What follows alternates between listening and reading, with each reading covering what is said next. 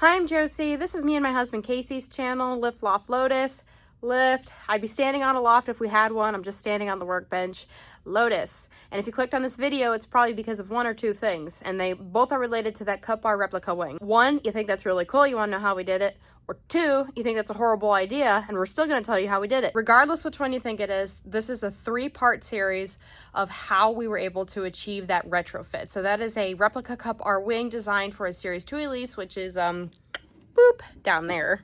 And we managed to get it onto a Series 1 Elise. My husband took a bunch of measurements. He sent those to his brother, and then his brother 3D printed adapters to make that possible without damaging it. Also, he created an extra underside piece to further protect the clam.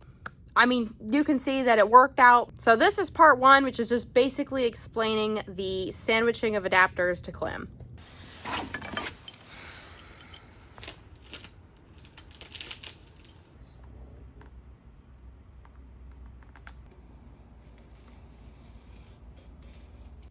You want to see? Okay. You want to see what it looks like on your car? Yeah.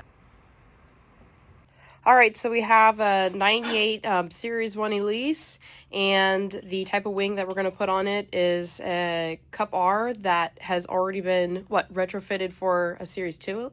Yeah, so basically we bought the Cup R wing from Greg's Race Parts that's supposed to go onto an S2 Elise up here. Which, of course, for that one, theoretically, would be a nice clean install, but even then, I have some issues with it that I'll outline here. But either way, it's supposed to go on that car, but we wanted it to go on this car. And there's only like 1 or 2 wings you can even buy for this car, and they don't look particularly good in our opinion. So we're going to try to install the Series 3 Cup R wing on a Series 1 Elise. So the first hurdle that we run into in the process is that these little mounts to the clam are not shaped at all like the car. Now I'm not just gonna scrape it all up by putting it down, but you can basically see this can rock back and forth, it moves around. This is shaped this way, this car is shaped this way. Of course you could try to put it there, but still it's not shaped anything like the car. So if you were to drive a bolt through here and bolt it down, you would just crack the clam. You would crack the clam. So we had a nice little adapter built by Junkbox Racing or Sean Nealon or my brother, depending on who you want to call it.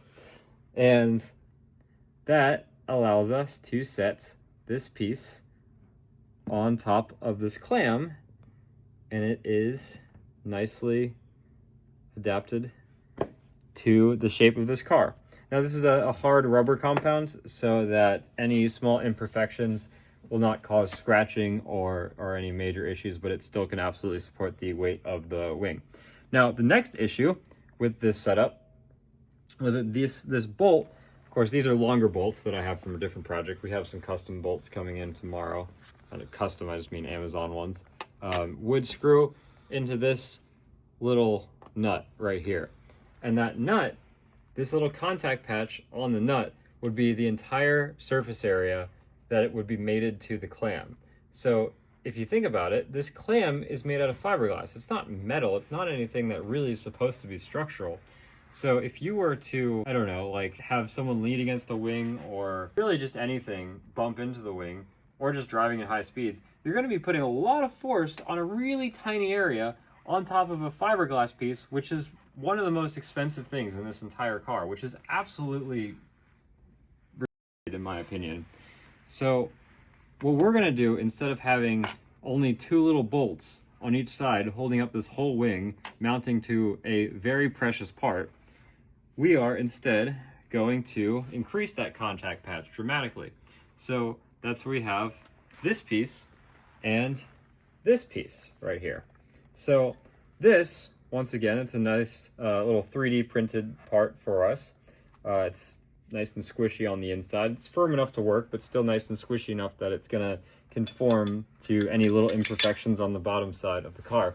So this is gonna, as you can see, this is shaped exactly the same as this surface here. Yeah, on the top, right? Yep, on the top. And it's flat on the bottom. So we are going to insert this underneath And this bolt is going to go through this, through the clam, into this. And then, of course, this is just a kind of a rubbery thing, so that's not going to be the final product. But then it's going to also go, and this is backwards right now, but I have this one threaded and not the other side, so you can kind of see. Although I guess it doesn't go all the way through yet. That's the next step, what we're going to do.